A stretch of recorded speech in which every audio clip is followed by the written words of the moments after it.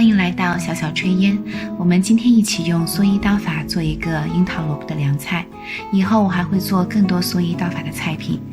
点击订阅按钮并打开旁边的小铃铛，这样就不会错过啦。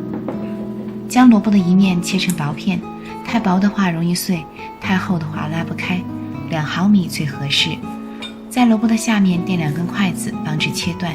这个垫筷子的办法，我们在苹果天鹅那一期有讲解过，您可以在那里看到更详细的解释。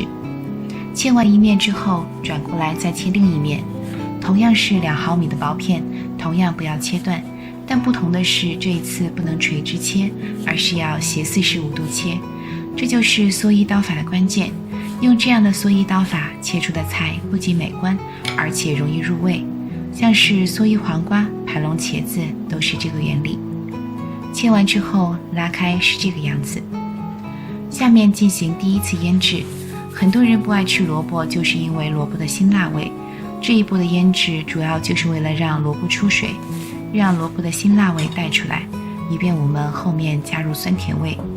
这里要用到大量的盐，我在这里用了2汤匙的盐，分次加入并搅拌均匀。搅拌的时候要轻，不要把萝卜扯断。可以看到萝卜明显的出水了，将这些水倒掉，并且将多余的盐冲洗掉。冲洗的这一步一定不能省略，不然腌出来的萝卜就会太咸。然后是第2次腌制，放2汤匙的白砂糖，挤上1个柠檬的汁。